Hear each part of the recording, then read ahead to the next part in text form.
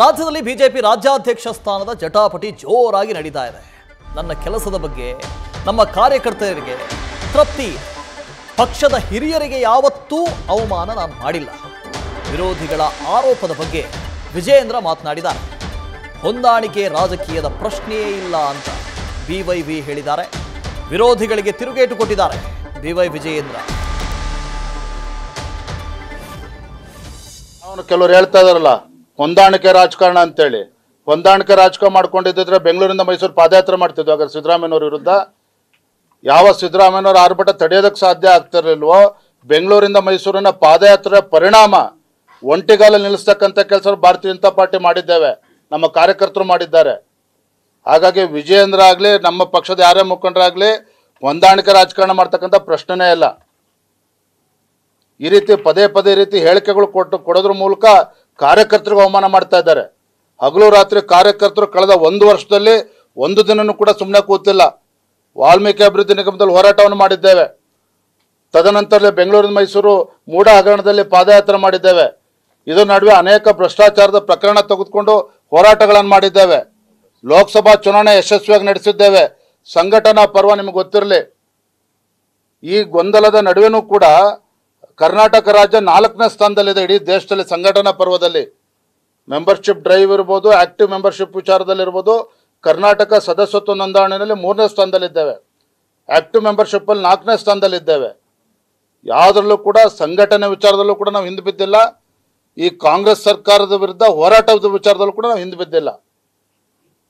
ಆದರೆ ಎಲ್ಲೋ ಗೊಂದಲಗಳೇನಿದ್ದಾವೆ ಇದಕ್ಕೆ ತೆರೆ ಎಳಿಬೇಕು ಅನ್ನೋದ್ರ ಬಗ್ಗೆ 2 ಮಾತಿಲ್ಲ.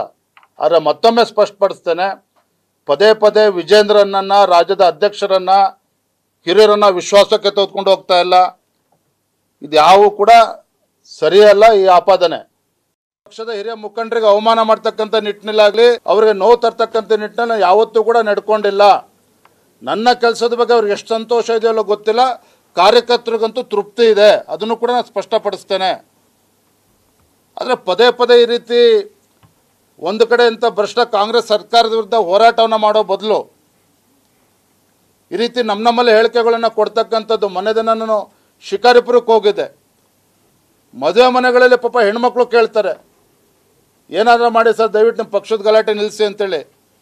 ಅಂದರೆ ಕಾರ್ಯಕರ್ತರ ಮನಸ್ಸಿನಲ್ಲಿ ಯಾವ ರೀತಿ ಅಭಿಪ್ರಾಯಗಳಿದೆ ಅನ್ನೋದನ್ನು ಕೂಡ ಅರ್ಥ ಮಾಡ್ಕೋಬೇಕಾಗ್ತದೆ. ಯಾಕಂದರೆ ವಿಜೇಂದ್ರಂಗೆ ಅವಮಾನ ಮಾಡಲಿ, ಆದರೆ ಕಾರ್ಯಕರ್ತರಿಗೆ ಅವಮಾನ ಮಾಡ್ತಕ್ಕಂಥ ಅಧಿಕಾರ ನನಗೂ ಇಲ್ಲ, ಯಾರಿಗೂ ಕೂಡ ಇಲ್ಲ. ತಮ್ಮದು ಏನೇ ಅಭಿಪ್ರಾಯಗಳಿದ್ರೂ ಕೂಡ ನಾನು ಹಲವಾರು ಬಾರಿ ಹೇಳಿದ್ದೇನೆ, ಪಕ್ಷದ ವರಿಷ್ಠರಲ್ಲಿ ಹೇಳ್ಕೊಳ್ಳಿ, 4 ಗೋಡೆ ಮಧ್ಯೆ ಮಾತಾಡಲಿ. ಆದರೆ ಈ ರೀತಿ ದಿನ ಬೆಳಗಾದರೂ ಈ ರೀತಿ ಹೇಳ್ತಕ್ಕಂಥದ್ದು ಅವರ ಒಂದು ಹಿರಿತನಕ್ಕೂ ಕೂಡ ಗೌರವ ಬರೋದಿಲ್ಲ, ಪಕ್ಷಕ್ಕೂ ಕೂಡ ಗೌರವ ಬರೋದಿಲ್ಲ. ಕಾರ್ಯಕರ್ತರು ಕೂಡ ತಲೆ ಎತ್ಕೊಂಡು ಓಡಾಡದೇ ಇರತಕ್ಕಂಥ ಪರಿಸ್ಥಿತಿ ನಿರ್ಮಾಣ ಆಗಿದೆ. ಈಗಲಾದರೂ ಕೂಡ ನಾನು ವಿನಂತಿ ಮಾಡ್ತೇನೆ, ಪಕ್ಷದ ಹಿರಿಯರಲ್ಲಿ ಯಾರು ಯಡಿಯೂರಪ್ಪನವ್ರನ್ನ ತೇಜೋವಧ ಮಾಡ್ತಕ್ಕಂಥ ಕೆಲಸ ಮಾಡ್ತಾ ಇದ್ದಾರೆ ಅವರನ್ನು ಮಾತನಾಡದಂತೆ ತಡಿತಕ್ಕಂಥ ಕೆಲಸ ಮಾಡಲಿ. ಯಾರಿವತ್ತು ಯಡಿಯೂರಪ್ಪನವ್ರ ಬಗ್ಗೆ ಈ ರೀತಿ ಕೀಳ್ಮಟ್ಟದಲ್ಲಿ ಮಾತನಾಡ್ತಾ ಇದ್ದಾರೆ, ಅವಮಾನ ಮಾಡ್ತಾ ಇದ್ದಾರೆ, ತೇಜೋವಧ ಮಾಡ್ತಕ್ಕಂಥ ಕೆಲಸವನ್ನು ಕಳೆದ 1 ವರ್ಷದಿಂದ ಮಾಡ್ಕೊಂಡು ಬರ್ತಾ ಇದ್ದಾರೆ. ಈಗಲೂ ಕೂಡ ಕಾಲ ಮಿಂಚಿಲ್ಲ, ಅವ್ರನ್ನ ನಿಲ್ಲಿಸ್ತಕ್ಕಂಥ ಕೆಲಸ ಮಾಡಲಿ. ಯಾಕಂದರೆ ಪಕ್ಷದ ಕಾರ್ಯಕರ್ತರು ನೊಂದ್ಕೊಂಡಿದ್ದಾರೆ. ಹಾಗಾಗಿ ಕಾರ್ಯಕರ್ತರ ಪರವಾಗಿ ಪಕ್ಷದ ಎಲ್ಲ ಹಿರಿಯ ಮುಖಂಡರು ನಾನು ವಿನಂತಿ ಮಾಡ್ತಾ ಇದ್ದೇನೆ. ನ್ಯೂಸ್ ಫಸ್ಟ್ ನಿರ್ಭೀತಿಯಿಂದ ನಿಮ್ಮ ಪರವಾಗಿ.